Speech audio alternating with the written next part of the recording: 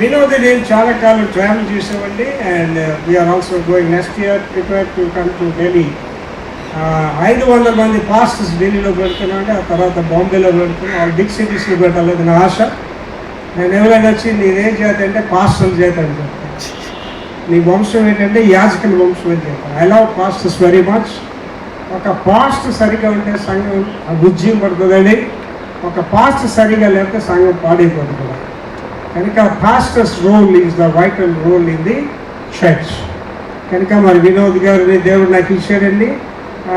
ఆయన ఏ మీటింగ్కి వెళ్ళి తండ్రి సమానం అని చెప్తాడు. I treat as my son. నా కొడుకు అంటే కేవలం 8 సంవత్సరాల పెద్ద అయినా. I love you Vinod.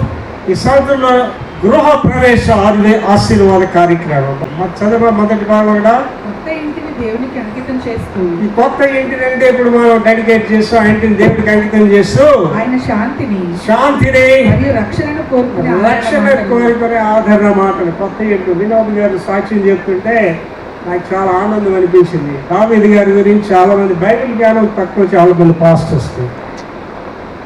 దావీదు గారు రాజు కాదండి, డేవిడ్ ఈజ్ అన్ ఎంపరర్, చక్రవర్తి. దావీదు కిందనే రాజులు ఉన్నారు. అటువంటి ఔన్నత్యంలో దావీదు అనేటప్పుడు దేవుడు వెళ్ళి నా ప్రియకుమారుడు అని దావీదు అని పొంగిపోయాడు, ఊరిసిపోయాడు. దావీదు నెక్స్ట్ మాట ఏంటంటే గొర్రెల దొడ్డులో నుంచి నేను ఏర్పాటు చేసుకున్న దావీదు. అండ్ ఇవాళ నేను 73 సంవత్సరాలు అవడం వల్ల సంస్థల హెడ్స్ అందరూ నాకు ఫ్రెండ్స్, వాళ్ళతో చాలా క్లోజ్గా ఉంటారు. వాళ్ళు ఏంటో నాకు తెలుసు. ఇవాళ మెగా చర్చెస్ కానీ పెద్ద చేసిన వాళ్ళందరూ చాలా దీనస్థితి నుంచి వచ్చేవాళ్ళు. కానీ ఇవాళ ఏంటంటే పొగొస్తే కానీ స్టేజ్ మీదకి రారు, మోటార్స్ ఉంటే కానీ పైకి రారు. అది చాలా విషాదకరమైన విషయం. వినోద్ సాక్ష్యం చెప్తునేటప్పుడు ఆ పాట గురించి అన్ని చెప్పేటప్పుడు నేను నా చిన్నతనంలో కమలీలు, తలుపులు లేని కమలీలు ఉండేవాళ్ళు. కరెంట్ తెలియదు నాకు. ఇంటర్మీడియట్ వరకు హక్కులందరితో చదువుకున్నాను. ఇవాళ నేను ఇంటున్న ఇల్లే, నా హౌసే 4 కోట్లు. ఎంత ఆశీర్వదించాడు దేవుడు. వెళ్ళి నైట్లో 4 పని చేస్తాను. దేవుని కొరకు నమ్మకంగా పనిచేసిన సేవకుల్ని దేవుడు తలగా ఉంచుతాడు తప్ప తోకగా ఉంచడండి. నమ్మకంగా పనిచేసిన సేవకులు అందరూ ఆశీర్వదింపబడతారండి. మోసపోకుడి దేవుడు వెక్కరించబడు. మనుషుడు ఏది విత్తుతాడో అది కోస్తాడు. కనుక వినోద్ చేస్తున్న ఈ పరిచర్య అంతటిని బట్టి దేవుడు ఇంకా అత్యున్నతంగా దేవుడు దీవిస్తాడు. ఇంకా అత్యున్నతంగా వాళ్ళందరూ గమనించుకోండి. భూమి మీద మనం ఏది తీసుకొని వెళ్ళివ్వండి, దేవుని కొరకు మీరు ఏం చేశారో అదే మీకు వస్తుంది. ఫర్ దట్ ఈ struggling, for that I struggling. అంటే నేను 73 సంవత్సరాలు అయినా రెస్ట్లెస్గా పని చేస్తుంటాను. ఎవరిని పడుకోలేను, నేను పడుకోను, పని చేస్తూనే ఉంటాను.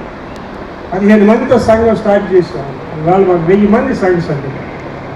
బేసికల్గా నేను బాప్టిస్ట్ వాడిని, Calvary Baptist church, Visakhapatnam major church, పెద్ద చర్చిలన్నీ మా చుట్టాలు, మా రిలేటివ్స్. అయితే దేవుని సేవకుడిని ఎలా దేవుడు దీవిస్తాడంటే మొదటి భాగం మళ్ళీ ఒకసారి చదివితేనేది కొత్త ఇంటిని దేవునికి అంకితం చేస్తూ ఆయన శాంతిని మరియు రక్షణను కోరుకునే ఆదరణ మాటలు. రైట్. నెంబర్ 1, దేవుడు ఇల్లు కట్టాలి. ఇల్లు ఎవరు కట్టాలి? మనుషులు కాదు, దేవుడు కట్టాలి. చదవది దావీదు కీర్తన 127:1. మనకన్నీ తెలిసిన వచ్చాలి. చదవమా. యెహోవా ఇల్లు కట్టించిన దాని కట్టువారి ప్రయాసం వ్యర్థమే. యెహోవా పట్టణమును కాపాడిన ఎడల దాని కావలి కాయువారు మేలుకొనిట వ్యర్థమే. గృహప్రవేశాలకు వచ్చినప్పుడు మగవాడికి ఏముంటుంది కానీ పాస్టమ్మలకి, భార్యకి మాత్రం మా జీవితంలో ఎక్కడైనా ఇలా గృహప్రవేశం చేస్తావా, మా జీవితంలో ఎవరైనా పిలుస్తావా అని ఉండదు. ఆడవాళ్ళకి మాత్రం గ్యారంటీ ఉంటుంది. నాకు ఒకసారి Visakhapatnam first mayor NSN Reddy గారు, వాళ్ళు మా ఫ్యామిలీ ఫ్రెండ్స్, వాళ్ళ అబ్బాయి ఒకసారి నా దగ్గర గెలిచాడు. రెడ్డి అమ్మాయిలా చదువు అంటే అప్పుడు చచ్చిపోయారు రెడ్డి గారు. అమ్మ ఒకసారి అడిగిన సార్ నేను చూస్తానంటే పదాలు వెళ్తామని వెళ్ళారు. చాలా పెద్ద ఇల్లు అన్నీ ఆమెతో మాట్లాడి వచ్చేసాడు. రెడ్డి ఇల్లు ఎప్పుడు కట్టించాడు? అబ్బాయి అద్దీలేండి గారు. రెడ్డి ఇది ఇప్పుడు సార్ చాలా సంవత్సరాల క్రితం సార్ ఫస్ట్ మేయర్ అంటే ఆలోచించండి. మీ నాన్న నీకు వాటా ఎంత ఇచ్చాడంటే 3 కోట్లు ఇచ్చాడు. ఆ రోజుల్లో 3 కోట్లు అంటే 30 కోట్లు. మరి సొంత ఇల్లు ఎందుకు ఇచ్చాడే? సొంత ఇల్లు ఎందుకు ఇచ్చారు? 5,000 సార్ ఇంటి అద్దాడు. వాళ్ళందరూ గమనించుకోండి, ఇల్లు అనేది దేవుడు ఇస్తేనే తప్ప ఎవరికి రాదండి. చాలా డబ్బులు వాళ్ళు ఉంటారు కానీ వాళ్ళు సొంత ఇల్లు ఉండవు, అద్దెల్లోనే ఉంటారు. ఇల్లు కట్టడం అనేది దేవుడు నిర్ణయించాలండి. అయితే దావీదు గారు చెప్పిన ఇల్లు మన ఈ రాతి బిల్డింగ్ గురించి కాదు, గృహం అనే దాని గురించి చెప్పవచ్చు. కుటుంబం అంతా దేవుడిని ఆరాధించాలి. ఈ గృహంలో ఏంటంటేనండి worship god as a whole family. Joshua 24:15 చదువురా. యెహోవాను సేవించుట. యెహోషువా 24:15 చదువురా. యెహోవాను సేవించుట. యెహోవాను సేవించుట నీ దృష్టికి కీడని తోచిన నీ దృష్టికి కీడని తోచిన ఎడలా మీరు ఎవరిని సేవించదరు? మీరు ఎవరిని సేవిస్తారో మీ అందరిని మీ పితరులు సేవించిన మీ పితరుల దేవతను సేవిస్తారో. అమోరీయుల దేశంలో మీరు నివసించుచున్నారే వారి దేవతను సేవించుదురు.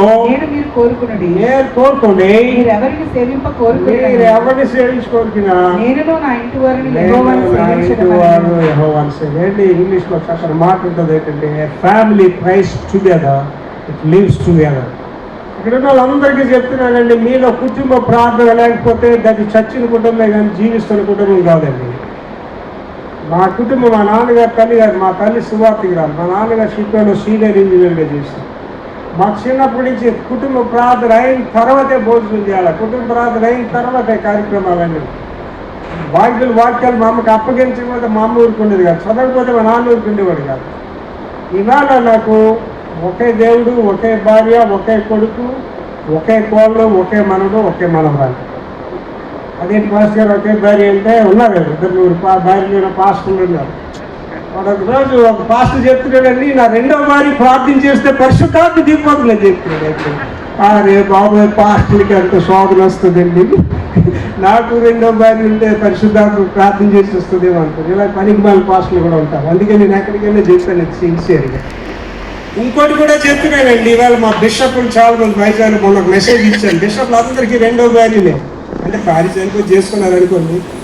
నా భార్య చనిపోతే వినోద్ నేను పెళ్లి చేసుకొని జీవితంలో పొరపాట్లు ఒకసారి చేసుకున్నావు, జీవితంలో మళ్ళీ పెళ్లి చేసుకోండి.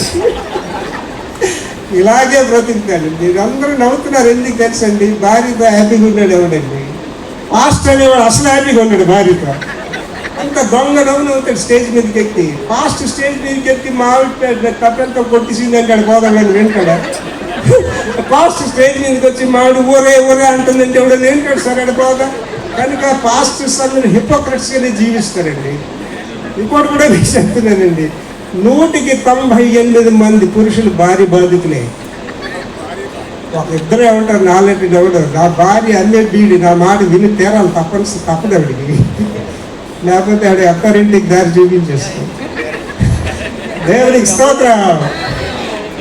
అధ్యక్షుడైన వాడి గృహమును బాగుగా ఏలువాడు ఉండాలి. నీ భార్య నీ మాట మీద నువ్వు అడుగురు ప్రసంగం చేస్తావు, నీ కుటుంబం నీ మాటని బదులు నువ్వు అడుగు ప్రసంగం చేస్తావు. కుటుంబ ప్రార్థన అనేది ఇంపార్టెంట్ అండి. అండి దావీదు గారు 28 చెప్తాడు 178లో, యెహోవా యందు భయభక్తులు గల వారు ఇలా ఆశ్చర్యపడతారు, వారి భోజన బాల చుట్టూ పిల్లలు వలివ మొక్కల వలె ఉంటారు. అండి మా dining table 6 seater dining table మేము అందరం చూస్తుంటాం, అందరం ప్రార్థన చేస్తాం. మా మనవరాలు కూడా ప్రార్థన చేస్తాం. 4వ క్లాస్ నా మనవరాలు. అందరూ ప్రార్థన చేసిన తర్వాత దైవ విషయాలే మాట్లాడుకుంటాం. మా డైనింగ్ టేబుల్ దగ్గర కానీ కుటుంబంలో ఒకరి గురించి చెడు కానీ వాళ్ళు ఇలాగని అలాగని ఏం మాట్లాడాలి. We talk only the godly things. మా తల్లిదండ్రుల దగ్గర నేర్చుకున్నాం, అది మా బిడ్డలకు మేము నేర్పించాం. కుటుంబ ప్రార్థన లేని వాళ్ళు ఇవాళ దయచేసి కుటుంబ ప్రార్థన అలవాటు చేసుకోండి.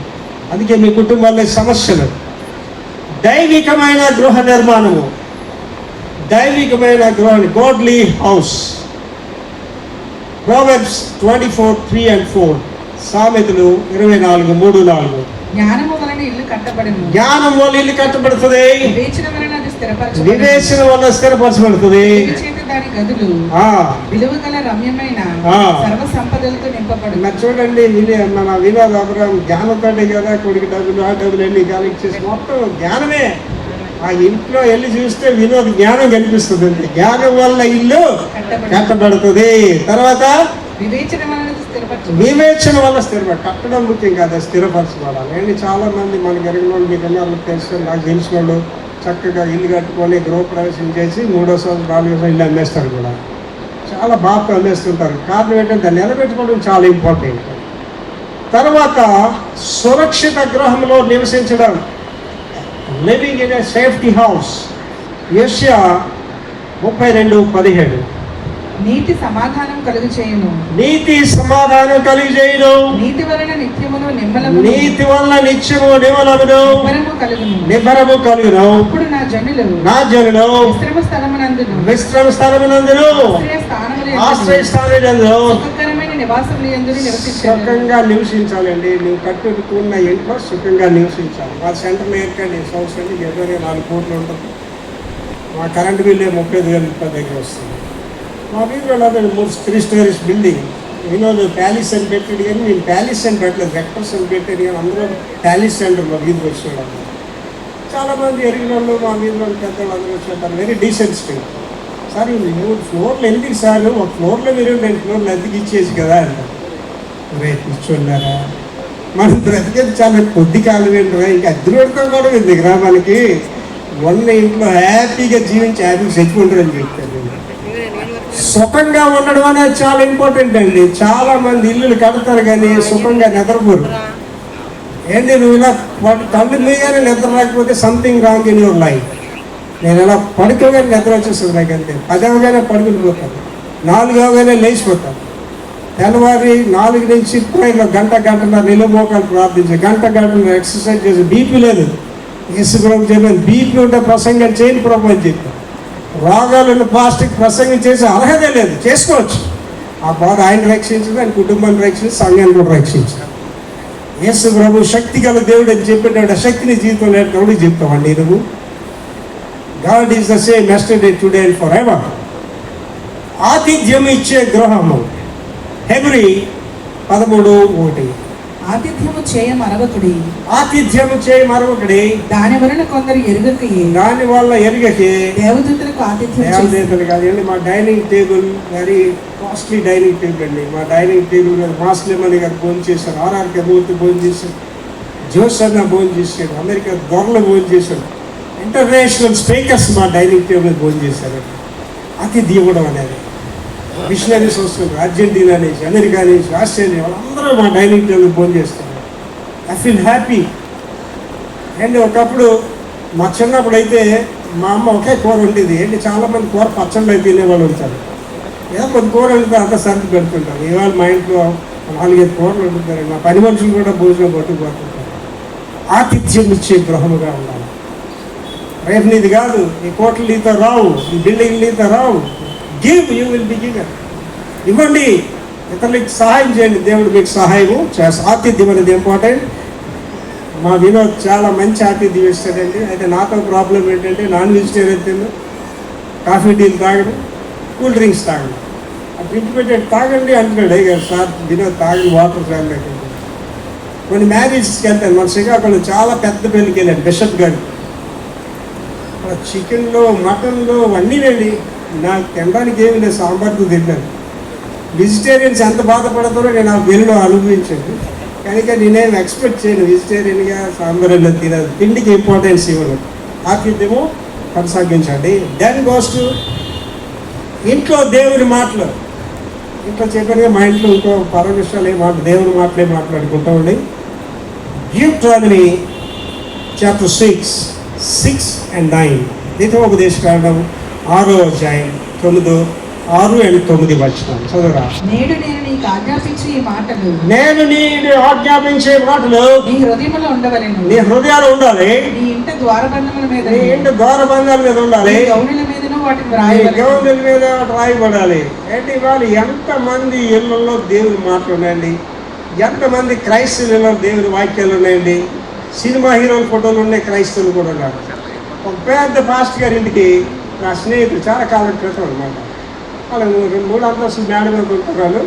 ఈయన మెట్లు ఎక్కేటప్పుడు మొదటి మెట్లు ఎక్కేసరికి పాట వినిపిస్తుందట పాస్టర్ గారి ఇంట్లో నుంచి. ఆరేసు పోయి పారేసు అని పాట వినిపిస్తుంది. ఈయన మళ్ళీ చెవులు ఇలాగా అనుకుని పాస్టర్ గారి ఇంట్లో ఈ పాట వస్తుంది ఏంటని మళ్ళీ అదే పాట వస్తుందట మొదటి మెట్టు కదా. ఆఖరి మెట్టు ఎక్కేసరికి అంటే చూసారు ఆవిడ వస్తున్నాడు మేడకి. ఏం పాట వేసారండి, నడిపేసి గాలి వేశారు. Your house should not be like that. నీ ఇల్లు అలాగ ఉండకూడదండి. ఎప్పుడు ఎవరు వచ్చినా సరే అది యేసు ప్రభు గృహంగా ఉండాలి, క్రీస్తుని ప్రకటించే గృహంగా ఉండాలి. దేవునికి స్తోత్రం. లాస్ట్ అండి, దేవుని ద్వారా ఇంటికి ఆశీర్వాదాలు. 2 Samuel chapter 7 verse 29. దయచేసి నీ దాసుడనైన నా కుటుంబము నాకు ఇచ్చివము నిత్యము నీ సన్నిధిని నిత్యము నీ సన్నిధి నుండినట్లుగా దానిని దాన్ని ఆశీర్వదించు. యెహోవా నా ప్రభువా, నీవు సెలవిచ్చున్నావు, నీ ఆశీర్వాదం ఉంది నా కుటుంబము నిత్యము ఆశీర్వదింపబడి. అంటే నిజంగా చెప్తున్నానండి, నా అనుభూతం. మీరు సిన్సియర్గా పరిచయం చేస్తారు, దేవుడు మేము దీవిస్తున్నాడు, దేవుడు మేము తలగనిస్తున్నాడు. అని నా హోల్ లైఫ్లో 14 దేశాలు తిరిగాను. ఎవరికి ఇలా చేపట్టడం నాకు తెలియదండి. నేను చెప్తాను, నిజమైన సేవకుడు ఇలా చేపట్టడండి. నిజమైన సేవకుడు చేయి ఎప్పుడు ఇలాగే ఉంటుందండి. God will bless you. దేవుడు నేను ఆశీర్వదిస్తాడు. నమ్మకంగా ఉండండి. నా ఆశ వినోద్ అబ్రాని ఇంకా హైయెస్ట్ ప్లేసెస్లో చూడాలన్నది నా ఆశ. And we'll sail together. ఇక్కడ ఉన్న వాళ్ళందరికీ అబ్రహాం గారి తరఫున మీకు మనవి చేస్తున్నాను, మీ రోజు ప్రార్థనలో వినోద్ అబ్రామ్ గారిని జ్ఞాపకం చేసుకోండి. May God bless you Vinod.